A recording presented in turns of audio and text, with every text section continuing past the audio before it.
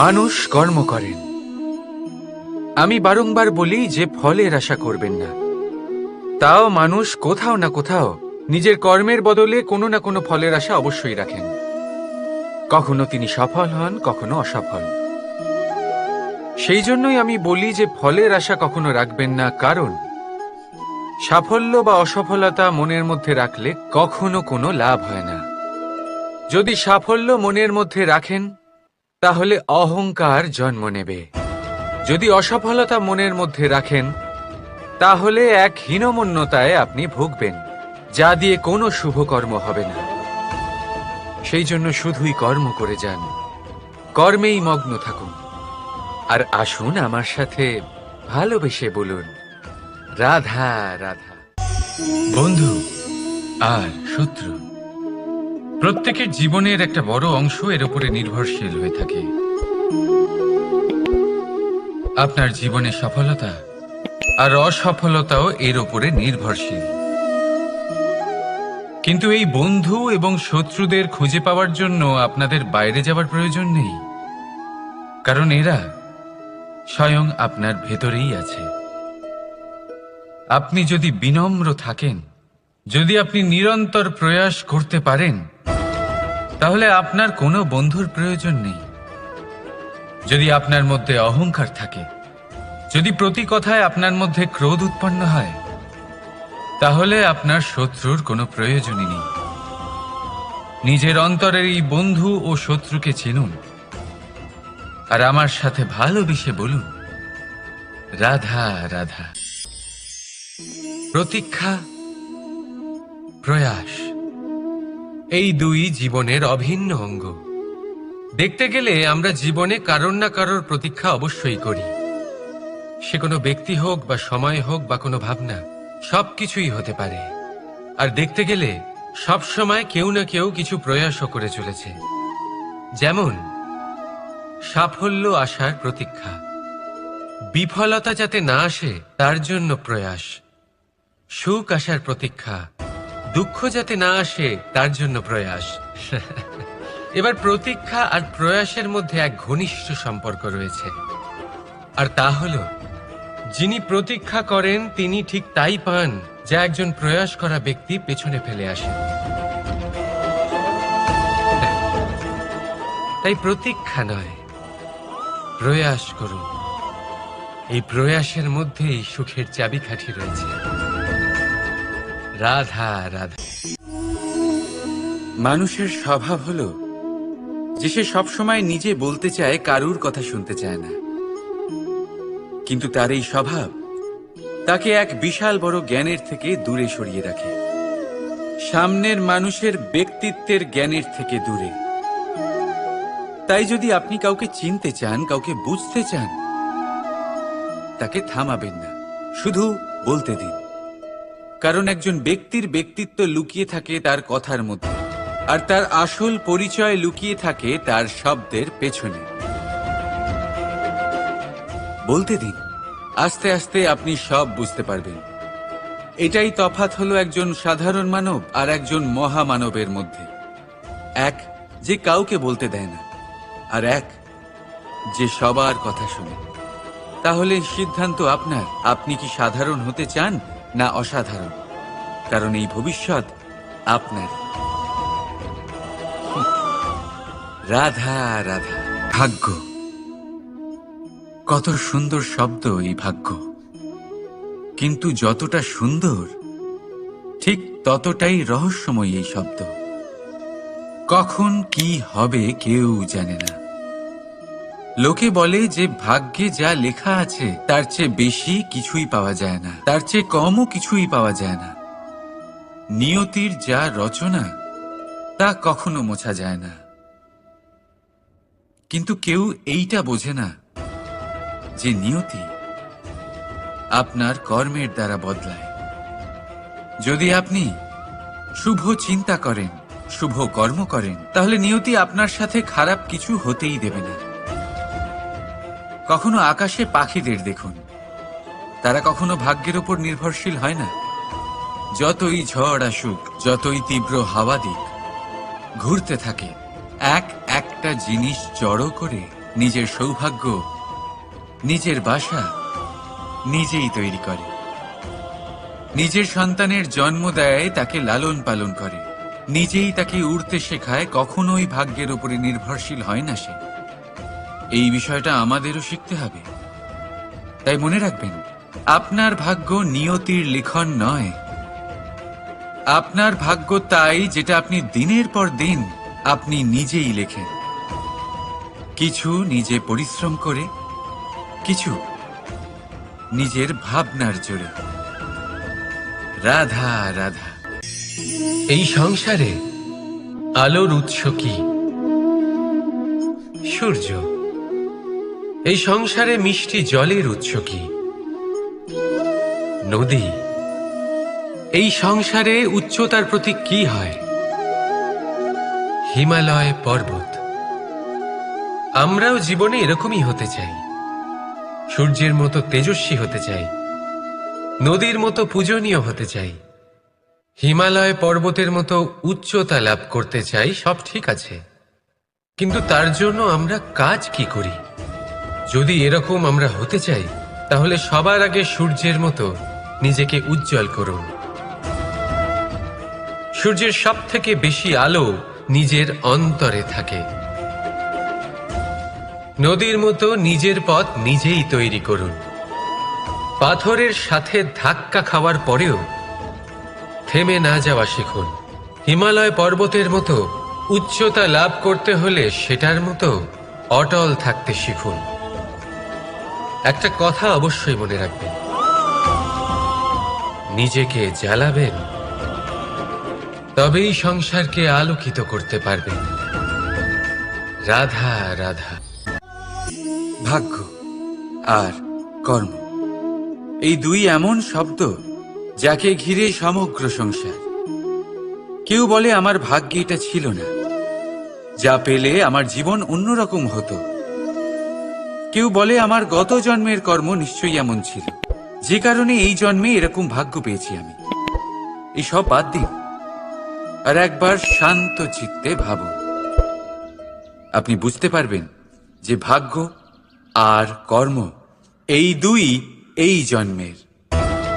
তফাৎ শুধুমাত্র এটাই যে যদি ভাগ্যের কথা বলা হয়, তাহলে আপনি এই ভাগ্যের থেকে যত বেশি আশা করবেন, তত বেশি নিরাশ হবেন আপনি। কারণ এই আশা আপনাকে কর্ম করা থেকে আটকায়। যদি কথা বলা হয় কর্মের, তাহলে নিজের কর্মের প্রতি যত বিশ্বাস রাখবেন, তত বেশি সফলতা আপনার কাছে আসবে। তাই একটা কথা মনে রাখবেন, ভাগ্য আপনার কর্ম নির্ধারণ করে না, কিন্তু আপনার কর্ম আপনার ভাগ্যকে অবশ্যই নির্ধারণ করে। রাধা রাধা। একে চিনতে পারলেন? একে কুঠার বলা হয়। আপনারা জীবনে কোথাও না কোথাও কোনো না কোনো রূপে এটা দেখেই থাকবেন। একটা ব্যাপার নিশ্চিত, এই কুঠার ছাড়া কোনো বৃক্ষকে কাটতে পারা সরল নয়। এবার আপনি কখনো এটা ভেবেছেন, এই কুঠার এর এই অংশ, এর মুখটাই যদি না থাকে তাহলে কি হবে? এ শুধুমাত্র কোনো বৃক্ষই নয়, তার কোনো ডালও কাটতে সক্ষম হবে না। এবারে ভাবুন, এই শুকনো কাঠের হাতল এ আমরা কোত্থেকে পেলাম? কোনো এক বৃক্ষ থেকেই। সেই ডাল যাকে কেটে ফেলা হয়েছিল এক বৃক্ষকে কাটার জন্য, এই ডালই শস্ত্ররূপে প্রস্তুত। আমাদের জীবনে আমাদের প্রিয়জন, আমাদের আপনজন যখন সময় কখনো কখনো তাদের সঙ্গ না দেয়, যদি তারা দৈন্য দশায় থাকেন, তাহলে তাদের সঙ্গ কখনো ছাড়বেন না। ওনাদের প্রয়োজন শুধুমাত্র মনোবল। তা তাদের দিন, তাদের সাহায্য করা আপনার কর্তব্য। হয়তো তাদের সাথে থেকে আপনার কোনো লাভ হবে না, কিন্তু তাদের দূরে থাকাতে আপনার ক্ষতি অবশ্যই হতে পারে। সর্বদা সাহায্য করুন। সঠিক সময় আসলে তা আপনার সহায়ক অবশ্যই হবে। রাধা রাধা। আমাদের মধ্যে বেশিরভাগ মানুষেরই এই অভিযোগ থাকে যে মানুষ তখনই আমাদের স্মরণ করেন যখন সেই সময় আসে যখন আমাদেরকে প্রয়োজন হয়, যখন কোনো কাজ থাকে, যখন এই সময় পেরিয়ে যায়, তাদের কার্যসিদ্ধি হয়ে যায়, তারা আমাদের থেকে দূরে চলে যান, ভুলে যান আমাদের। এবার এই বিষয়ে ভেবে খারাপ অবশ্যই লাগে। এই পরিস্থিতিকেই অন্য এক দৃষ্টিভঙ্গি দিয়ে দেখার চেষ্টা করুন। মনে রাখবেন, মানুষ প্রদীপের সন্ধান তখনই করেন যখন তার জীবনে অন্ধকার থাকে। আপনি প্রসন্ন হয়ে উঠুন, কারণ আপনার কাছে সেই সুযোগ আছে যে কারোর জীবনে প্রকাশের কিরণ আনতে পারছেন, কাউকে সঠিক পথ দেখাতে পারছেন, কারোর সহযোগিতা করতে পারছেন, এই পুণ্য অর্জন করতে পারছেন। কারোর থেকে কোনো আশা রাখার দরকার নেই। যার আপনাকে যতটা প্রয়োজন তাকে ততটাই সাহায্য করুন, ততটাই সবাইকে প্রেম বিতরণ করুন। আর এই প্রেমের ভাব নিয়েই আমার সাথে বলুন, রাধা রাধা। এটা সেই নৌকার প্রতিরূপ যা আমাদের নদী পার করায়।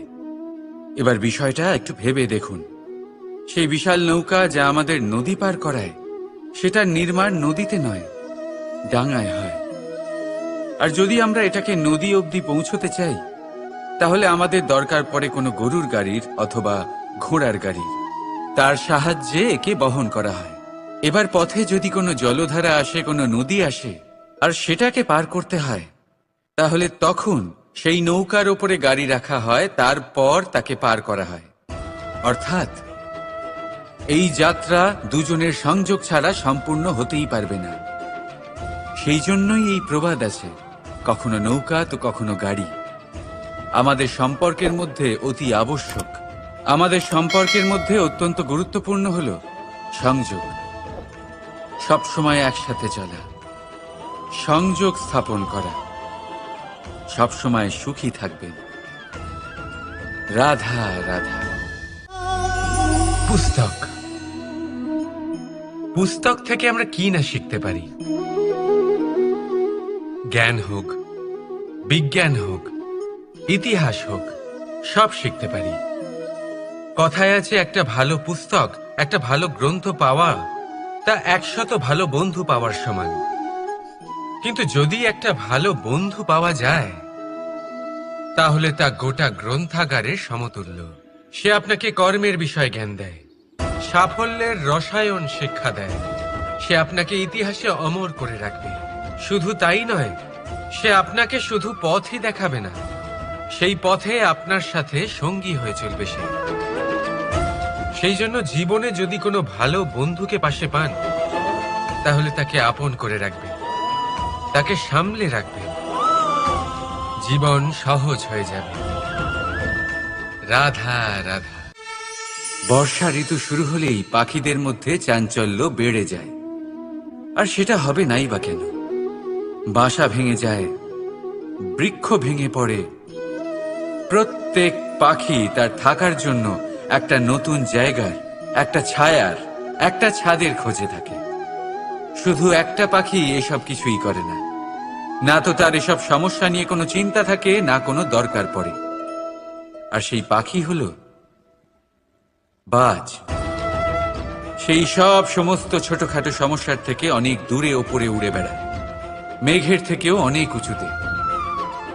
তাই এই সব ছোটখাটো সমস্যা যা আপনার জীবনে এসে থাকে, এই সব নিজের চারপাশকে ঘিরতে দেবেন না। নিজের চিন্তা ভাবনাকে অনেক উঁচুতে রাখুন। আপনার সমস্ত সমস্যা নিজে থেকেই নিচে চলে আসবে। রাধা রাধা। কোনো ব্যক্তির ব্যক্তিত্ব কিভাবে তৈরি হয়? আপনার কি মনে হয় যে ব্যক্তি জন্ম থেকে তার স্বভাব নিয়ে জন্মায়? নাকি আপনার মনে হয় যে এই প্রকৃতি ব্যক্তির জন্য তার নিয়তি রচনা করে? না, এরকম একেবারেই হয় না। আমি আপনাকে বোঝাচ্ছি। যখনই বৃষ্টি পড়ে কোনো বিন্দুর দিকে দেখবেন। এবার এই বিন্দু যেখানে পড়ছে তার উপরে নির্ভর করছে তারপর কি হবে। যদি এই বিন্দু পড়ে কোনো ক্ষেতের ওপরে, তাহলে কোনো নতুন ফসলের জন্ম দেবে। যদি সে গরম কড়াইতে পড়ে, তাহলে বাষ্পীত হবে। যদি সে কোনো সাপের মুখের ভেতরে পড়ে, তাহলে বিষ তৈরি হবে। ঝিনুকের ভেতরে পড়লে মুক্তো তৈরি হবে। যদি কোনো পাতার ওপরে পড়ে তাহলে শিশির তৈরি হবে, একই বিন্দু, কিন্তু তার সঙ্গত তার ভবিষ্যৎ এবং ব্যক্তিত্ব নির্ধারণ করবে। এবার এটা তো শুধুমাত্র এক বিন্দু, তার কাজ হলো শুধুমাত্র পড়া, কোথায় সেটা সেও নির্ধারণ করতে পারে না। কিন্তু আপনি হলেন মানুষ, আপনি বাছাই করতে পারবেন যে আপনার সঙ্গী কারা হবে, কাদের সাথে আপনি মেলামেশা করে বড় হবেন। তাই তা ভালোভাবে করুন, কারণ এই নির্বাচন আপনার হাতে, কারণ এই জীবন আপনার, ভবিষ্যৎ আপনার। এবার আপনি মহান হতে চান কি না তার নির্ণয় আপনাকেই করতে হবে। আসুন আমার সাথে ভালোবেসে বলুন, রাধা রাধা। সূর্যের তাপ এতটাই প্রখর হয় তা সমস্ত বনস্পতিকে শুষ্ক করে দেয়। পুকুর হোক, নদী হোক, সরোবর হোক, সমস্ত শুষ্ক হয়ে যায়। কিন্তু আপনি কখনো শুনেছেন সূর্যের তাপে সমুদ্র শুকিয়ে গেছে? এমন কখনোই হয় না। আর এর পেছনেই লুকিয়ে রয়েছে এক অমূল্য জীবনের শিক্ষা। সমুদ্রের মতো নিজেকে ধৈর্যশীল করে তুললে, নিজেকে সংযমী করে তুললে, সূর্যের তাপ আপনার কোনো ক্ষতি করতে পারবে না। আপনার অন্তর থেকে সেই তাপ বাষ্পায়িত হয়ে মেঘ তৈরি হয়ে সূর্যকে ঢেকে দেবে, আর তারপর হবে শুধু সাফল্যের বৃষ্টি। তাহলে আসুন আর আমার সাথে ধৈর্যের সাথে বলুন, রাধা রাধা। মানুষ অসুস্থ কেন হন? শারীরিক দুর্বলতার কারণে? না, মানুষ অসুস্থ হন তার মানসিকতার কারণে, তার বিবেকের কারণে, তার কর্মের কারণে, তার ক্রোধের কারণে। আর যখন কেউ সুস্থ হন, ঠিক হয়ে যান, তার মানে এটা নয় যে শুধু ওষুধের জন্য তিনি সুস্থ হয়েছেন। না, এটা কারোর তার প্রতি প্রেমের প্রভাব, বিশ্বাসের প্রভাব, সম্বলের প্রভাব। শুধুমাত্র ওষুধ দিয়ে কিছুই হয় না। যদি মনে প্রেম থাকে, বিবেক থাকে, বিশ্বাস থাকে, সম্বল থাকে, তবেই সেই ওষুধ কাজ করতে পারে। তাই মনে রাখবেন, এই জীবন হলো অত্যন্ত ছোট। মনে প্রেম ভাব রাখুন, মিত্রতা করুন, শত্রুতা নয়। ভালোবাসুন, বিদ্বেষ নয়। আর এই ভালোবাসার সাথেই বলুন, রাধা রাধা। মানুষ জীবনে সব সময় চিন্তা করে, ভাবতে থাকে যে তার জীবনে কতই না সমস্যা। তারপরে নিজের আশেপাশে দেখে আর ভাবে যে সবাই কত প্রসন্ন, শুধু আমার জীবনেই সমস্যা আছে। কিন্তু বিষয়টা তা নয়। শুধু প্রত্যেক ব্যক্তিরই নয়, প্রত্যেক প্রাণীরও জীবনে সমস্যা আছে। এবার মানুষ একটা পাখিকে দেখে এটাই ভাবে যে এদের জীবন কতটা সহজ। কোনো দেশেরই সীমারেখা এদের ওপর লাগু হয় না। কোথায় থাকবে সেই নিয়েও কোনো ভাবনা নেই। কত শান্তির জীবন এদের। তারপর সে একটা পিঁপড়েকে দেখে আর এটা ভাবে, কি অসাধারণ, এদের তো সারা জীবনই মাটির উপরেই অতিবাহিত হয়, খাবারটাও মাটিতেই পেয়ে যায়। কি শান্তির জীবন এদের। কিন্তু যখন কোনো ঝড় আসে, তখন সবার আগে সেই পাখির বাসাটাই ঝড়ে ভেঙে যায়। এই পাখি যে শাখাতেই গিয়ে বসে পড়ুক, তাদের উপর সবসময় সংকট থাকে যে ওপর থেকে কোনো বড় পাখি এসে তাদের উপর প্রহার না করে, তারা নিজেদের প্রাণ না হারায়। আর যদি কথা বলি পিঁপড়েকে নিয়ে, এদের উপর সবসময় সংকট থাকে যে কোনোভাবে বাতাস বা জল এদের ভাসিয়ে না নিয়ে যায়, কোনো প্রাণী ওকে পা দিয়ে পিষে না দেয়, এই পিঁপড়ে পিষ্ট হয়ে না মারা যায়। দেখুন, সমস্যা প্রত্যেকের জীবনে রয়েছে, আর এই সমস্যা আসতেই থাকবে। এর অর্থ এটা নয় যে এই সমস্যার সম্মুখীনই হওয়া যায় না, এর সমাধানও সম্ভব নয়। প্রত্যেক সমস্যার সমাধান অবশ্যই আছে, শুধু শান্ত মনে সেটা খুঁজে বের করতে হবে। তাহলে সেটাই করুন, প্রত্যেক সমস্যার সমাধান করতে থাকুন। যত সমাধান করবেন, জীবন আনন্দময় হয়ে উঠবে। যদি সমাধান না করেন, তাহলে আজীবন দুঃখই পেতে থাকবেন। আসুন আমার সাথে ভালোবেসে বলুন, রাধা রাধা। কর্ম, ধর্ম আর কর্তব্য, এই তিনটি একে অপরের সাথে জড়িত।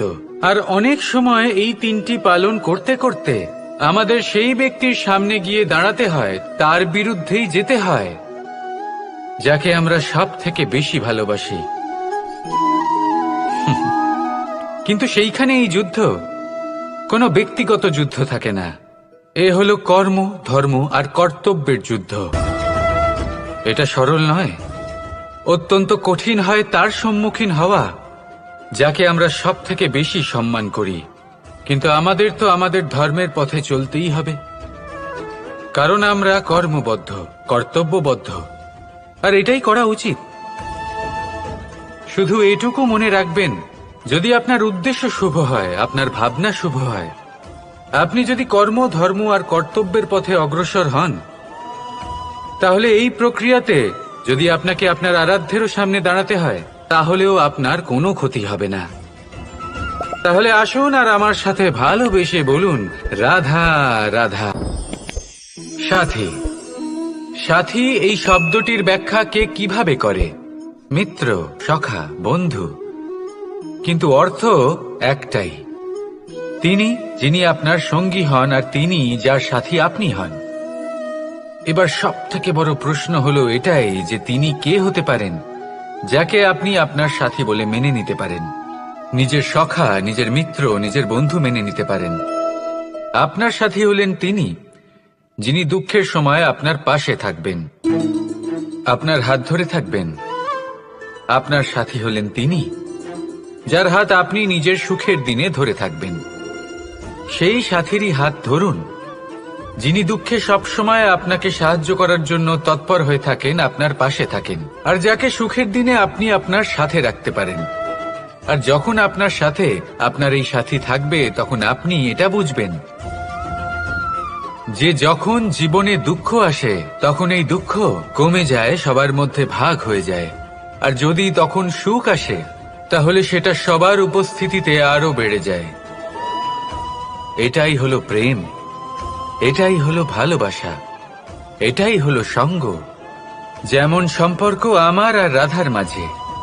তাহলে আসুন আর আমার সাথে ভালোবেসে বলুন, রাধা রাধা।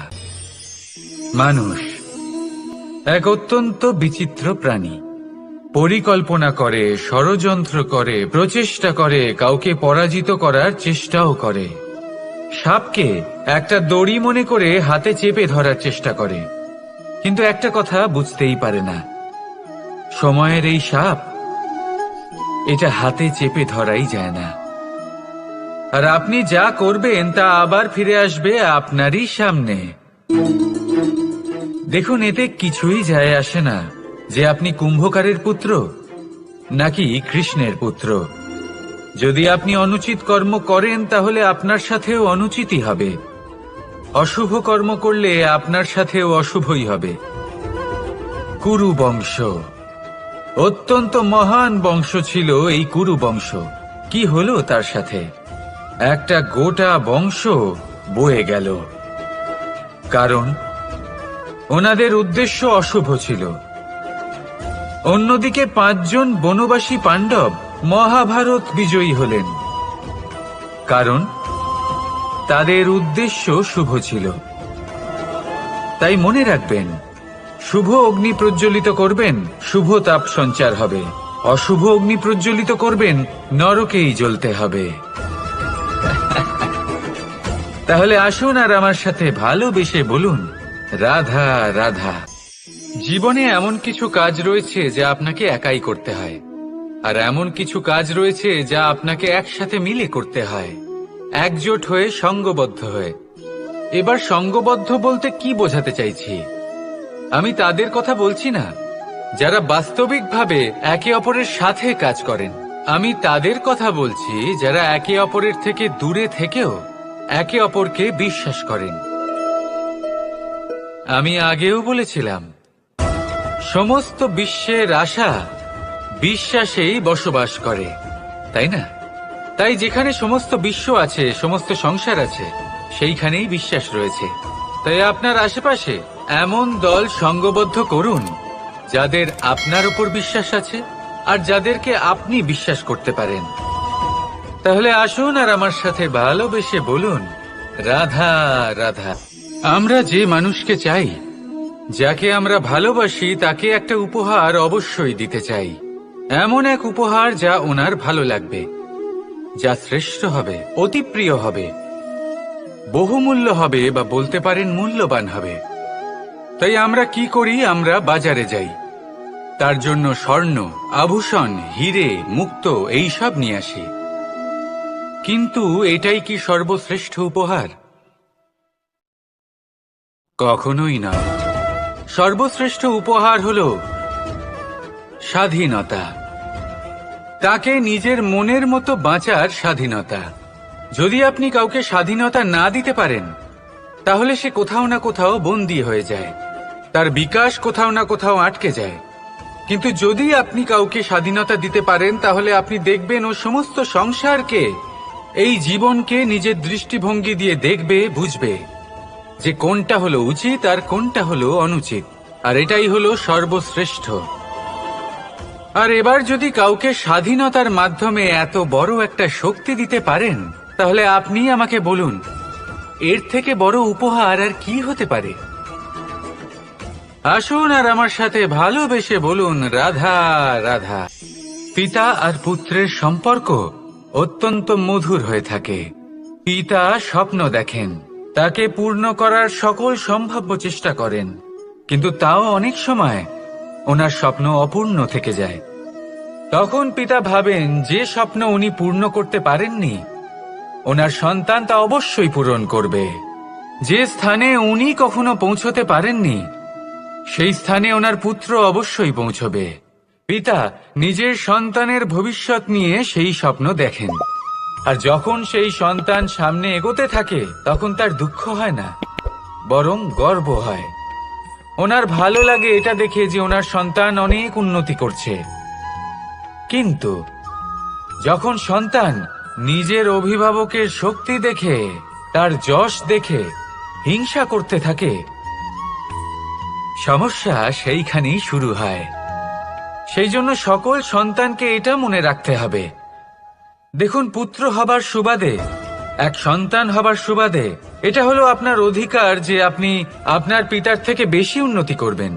আপনার পিতাও এটাই চান, কিন্তু সুস্থভাবে এটা করুন। একটা রেখা টেনে নিন, যাতে আপনি তাতে এগোতে পারেন, আর আপনার পিতার তাতে গর্ববোধ হয়, আর সেই বিষয়ে দুঃখ না হয় যে আমার সন্তান আমাকেই ছোট করার চেষ্টা করছে। ইতিহাস সাক্ষী রয়েছে, যে মানুষ অন্য কাউকে ছোট করার চেষ্টা করেছেন, সেই মানুষই ছোট হয়ে গেছেন। আর আমার মনে হয় না আপনি এটা চান, কারণ কোনো একদিন আপনিও কারোর পিতা হবেন। আসুন আমার সাথে ভালোবেসে বলুন, রাধা রাধা। প্রেম এই সংসারে এসেছিল এই সংসারকে প্রেমের শিক্ষা দেওয়ার জন্য, এই জীবনের সুখের অনুভূতি আসলে কি তা শেখানোর জন্য। কিন্তু যদি সত্যি কথা বলি, তো আমি নিজেই প্রতিদিন প্রেমের নতুন নতুন স্বরূপ দেখতে পাই, প্রেমের একটা নতুন অনুভূতি প্রত্যেক নতুন দিনে। আর তার কারণ হলো এই প্রেম অনন্ত, এ হলো দৈব। প্রেম হলো এই সংসারের সব থেকে বড় ঢাল এবং সব থেকে বড় অস্ত্র। এই প্রেম ছাড়া না কোনো ন্যায় হয়, আর না কোনো শাস্ত্র, না জীবন আছে, আর না অন্ত। এবার যদি এই প্রেম মনের মধ্যে বাস করতে শুরু করে, তাহলে কখনো কোনো সমস্যাই হবে না, আর যদি হয়েও থাকে, তাহলে তা স্থায়ী হবে না। এই প্রেম কি না করতে পারে? এই প্রেম সমস্ত সমস্যা মিটিয়ে ফেলতে পারে, আপনার মনের মধ্যে অহংকারকেও বিনাশ করে দিতে পারে, আপনাকে সাক্ষাৎ ঈশ্বরের সাথে দেখা করাতে পারে। তাই প্রেমের দ্বারা প্রয়াস করতে থাকুন, এই সংসারের প্রত্যেক মানুষকে, প্রত্যেক বস্তুকে, প্রত্যেক জীব জন্তুকে ভালোবাসবেন। আর এই প্রেমের দ্বারাই বলুন, রাধা রাধা। মানুষের জীবনে স্বচ্ছতার একটা আলাদা গুরুত্ব আছে। যদি আপনি নিজেকে স্বচ্ছ রাখেন, তাহলে আপনার নিজেরও ভালো লাগবে, সামনের ব্যক্তিরও ভালো লাগবে, একটা অন্যরকম প্রভাব পড়বে। কিন্তু একজন শ্রেষ্ঠ ব্যক্তি কিভাবে হয়ে ওঠা সম্ভব? যার মধ্যে গুণ আছে, শিক্ষা আছে, শুভ চেতনা আছে, যিনি সৎকর্ম করেন। কিভাবে হব সেই ব্যক্তি যার মধ্যে জ্ঞান আছে? শুধুমাত্র স্বচ্ছ থাকলে তো তা হওয়া সম্ভব নয়। প্রথমে আপনাকে বুঝতে হবে যে মানুষের মধ্যে 4টি মূল তত্ত্ব আছে।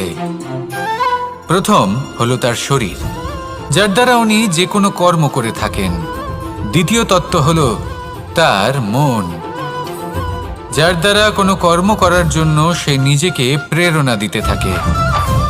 তৃতীয় তত্ত্ব হলো বুদ্ধি, যে কর্ম আমরা করতে চাই, যে লক্ষ্যে আমরা পৌঁছতে চাই, সেটা আমরা কিভাবে কোন পথে করব সেটা স্থির করা যায় বুদ্ধি দিয়ে। আর চতুর্থ তত্ত্ব হলো আত্মা। আত্মা হলো এমন এক তত্ত্ব যার কোনো সমাপ্তি নেই। আত্মা হলো অজয়, কিন্তু এরও শুদ্ধিকরণের প্রয়োজন হয়। এই 4টি তত্ত্বের শুদ্ধিকরণ করতে থাকুন, এতে নির্মল রাখুন, শুদ্ধ রাখুন। এবং এটা কিভাবে হবে? শুভ চেতনা দ্বারা, জ্ঞানের দ্বারা, এবং সবথেকে বেশি গুরুত্বপূর্ণ প্রেমের দ্বারা। আসুন আমার সাথে ভালোবেসে বলুন, রাধা রাধা। মানুষ তার জীবনে শিক্ষা এবং প্রেম এই 2 লাভ করে তার মাতা, পিতা এবং গুরুর কাছ থেকে।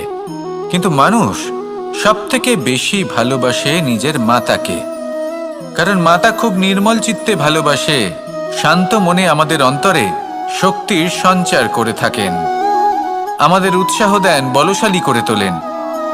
ব্যাপারটা কিন্তু এমন নয় যে আমরা নিজেদের বাবা বা গুরুকে ভালোবাসি না, তাদেরকেও আমরা অত্যন্ত ভালোবাসি, শুধু ওনাদের কঠোর ব্যবহার দেখলে আমরা একটু ভয় পেয়ে যাই।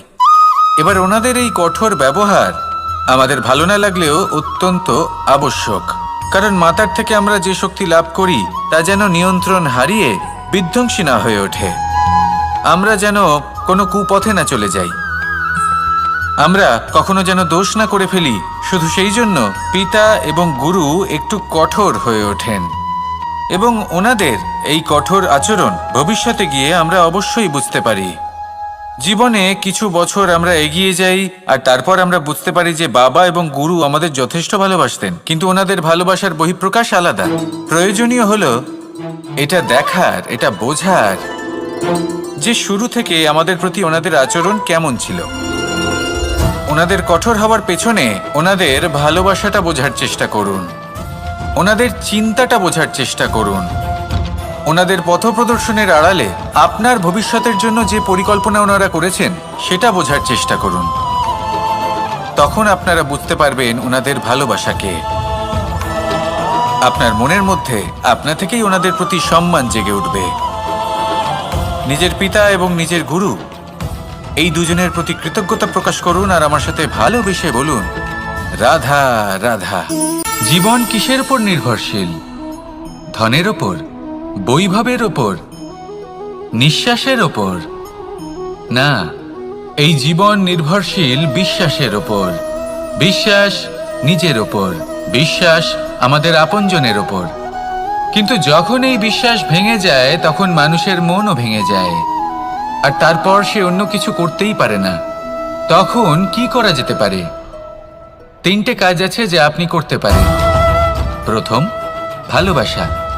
যাকে আপনি ভালোবাসেন, যারা আপনাকে ভালোবাসে, ভুল যারই হোক না কেন, তার কাছে ক্ষমা চাইতে কখনোই সংকোচ বোধ করবেন না। দ্বিতীয় হলো বিশ্বাস। যারা আপনাকে ভালোবাসেন, আপনাকে বিশ্বাস করেন, তাদের বিশ্বাস কখনো ভাঙবেন না। তৃতীয় হলো আশা।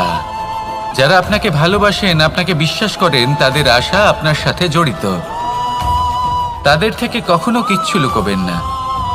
এই 3টে কাজ করুন আর এই জীবন সুপ্রসন্ন হয়ে বলবে, রাধা রাধা। মানুষের জীবনে 2 ধরনের আবেগ থাকে যা চিরকাল তার সাথে বসবাস করে। প্রথম, স্বপ্ন। দ্বিতীয়, অজুহাত। মানুষ হাজার হাজার স্বপ্ন দেখতে পারে। আমাকে এই কাজ করতে হবে, আমাকে ওখানে ঘুরতে যেতে হবে, আমায় জীবনে এই অসম্ভব কাজ বাস্তবায়িত করে দেখাতে হবে, আদি ইত্যাদি। এবার ঠিক যেমন স্বপ্ন দেখেন সেইভাবে অজুহাতও খুঁজে নিয়ে আসেন। আমি এই স্বপ্ন পূরণ করতে পারলাম না, কারণ আমাকে কেউ সাহায্যই করল না, কারণ আমি দুর্বল হয়ে পড়েছিলাম, কারণ আমার কাছে সময়ই ছিল না, আদি ইত্যাদি। এবার সাফল্য এবং অসফলতার মাঝখানে এই ধরনের সংঘর্ষ হতে থাকে। সাফল্য তখন লাভ করা সম্ভব যখন আপনার স্বপ্ন আপনার অজুহাতের থেকে অনেক বড় হয়, আর অসফলতা তখন পাবেন যখন আপনার অজুহাত আপনার স্বপ্নের থেকে অনেক বড় হয়। আপনি যদি সাফল্য লাভ করতে চান তাহলে চেষ্টা করতে থাকুন, পরিশ্রম করুন। যদি অসফল হন তাহলে ভয়ভীত হওয়ার কোনো প্রয়োজন নেই। নিজের ভুল বুঝুন, তাকে শুধরে নিন, আবার চেষ্টা করুন। কিন্তু যদি নিজের জীবনে অজুহাত নিয়ে আসেন তখন স্বপ্ন কখনো পূরণ হবে না। আসুন আমার সাথে ভালোবেসে বলুন, রাধা রাধা। ভয়ের সাথে আমরা সবাই পরিচিত, কষ্টও আমরা সবাই পেয়েছি। কখনো কখনো আমরা অসুস্থ হয়ে পড়ি, আর এমন সময় হলে মাতার মমতা, কখনো বাবার স্নেহ, কখনো বন্ধুদের পাশে থাকার অনুভূতি আমাদের রোগ নিরাময়ে সাহায্য করে। কখনো যদি আমরা নিরাশ হয়ে পড়ি, তখন যদি আমাদের কোনো আপনজন আমাদের দুটো ভালো কথা বলে, তখন আমাদের মনোবল বেড়ে যায়। ঠিক তেমন সংসারের এই রঙ্গমঞ্চে যদি আপনি পীড়িত অনুভব করেন, কিছু শুভ কথা আলোচনা করুন, কিছু স্তুতি গান করুন, কিছু মুহূর্তের জন্য হলেও নিজের ইষ্টদেবের কথা স্মরণ করুন আর প্রার্থনা করুন। সাহস বাড়বে, শক্তিও বৃদ্ধি পাবে এবং সামনে এগিয়ে চলার পথও দেখতে পাবেন। তখন এই মন প্রসন্ন হয়ে বলবে, রাধা রাধা। কখনো কখনো অন্ধকারের সাথে লড়াই করার জন্য আমরা প্রদীপ জ্বালাই। এতে প্রথমে সলতে রাখি, তারপর তেল ঢালি, তারপর আগুন জেলে এটা প্রজ্বলিত করি। তারপর একটা সময় আসে যখন এই প্রদীপ নিভে যায়। কারণটা কি? কারণ কি এটা যে প্রদীপের প্রকাশমান হওয়ার ক্ষমতা সমাপ্ত হয়েছে? না, এই যে আগুন আমরা দেখতে পাচ্ছি, এই আগুনের জন্য যে শক্তির প্রয়োজন হয় তা আসে এই তেল থেকে। যদি এই তেল সমাপ্ত হয়ে যায় তাহলে এই প্রকাশ তাও সমাপ্ত হয়ে যায়। আর আমাদের জীবনে এই তেল হলো আমাদের কর্ম, আর এই আগুন আর এর দ্বারা উৎপন্ন হওয়া প্রকাশ আমাদের ভাগ্য। যত আমাদের কর্ম ক্ষীণ হতে থাকবে, আমাদের ভাগ্য সৌভাগ্য কোথাও না কোথাও লুপ্ত হয়ে যাবে। যে উজ্জ্বল ভবিষ্যৎ আমরা চাইছি তা কখনো লাভ করতে পারবো না যদি কর্ম না করি। ঠিক যেমন তেল ছাড়া অগ্নি উৎপন্ন হয় না, তেমনি কর্ম ছাড়া সৌভাগ্য হয় না। আর যেমন কর্ম তেমন ভাগ্য। তাই সবসময় কর্ম করতে থাকুন, কর্ম করা থামাবেন না। আর আমার সাথে ভালোবেসে বলুন, রাধা রাধা। জীবনে তিনটি বিষয় আছে, তিনটি বস্তু আছে, তারা যেন আপনাকে কখনো বশে না করে নিতে পারে। প্রথম হলো ধন। ধন যতক্ষণ আপনি ব্যবহার করতে থাকেন, যতক্ষণ তা আপনার কাজে আসছে, ততক্ষণ ঠিক আছে, এই ধন আপনার কাছে অমৃত। কিন্তু যখন এই ধন আপনাকে ব্যবহার করতে শুরু করে, বুঝে যাবেন যে আপনার পতনের সময় শুরু হয়েছে। দ্বিতীয় বিষয়, ফেলে আসা অতীত। যাই করুন, আপনি অতীত পাল্টাতে পারবেন না, আর এই সত্যিটা আপনিও জানেন। কিন্তু তাও এর বশবর্তী আমরা হয়ে পড়ি। আর যখন তাই হয়, তখন এই সংসারে আমরা যেখানেই যাই না কেন, যত বড়ই সুখ লাভ করি না কেন, সেই সব আমাদের কাছে তিক্ত বলে মনে হয়। তৃতীয় বিষয়, আপনার আশেপাশের মানুষ ভিন্ন ভিন্ন ধরনের মানুষ হয়, যাদের চিন্তা ভাবনা এবং দৃষ্টিভঙ্গি ভিন্ন ভিন্ন প্রকারের। যদি এদের বশবর্তী আপনি হয়ে পড়েন, তাহলে কেউ বলবে এটা করো, এটা ভালো। কেউ বলবে এটা করো না, ওটা করো, ওটা ভালো কাজ। কেউ বলবে এই দুটোই করো না, অন্য কিছু করো। এই কথাগুলিতে আপনি এতটাই জড়িয়ে পড়বেন যে আপনি লক্ষ্যভ্রষ্ট হয়ে পড়বেন। তাই এই তিন বিষয় থেকে সাবধানে থাকবেন।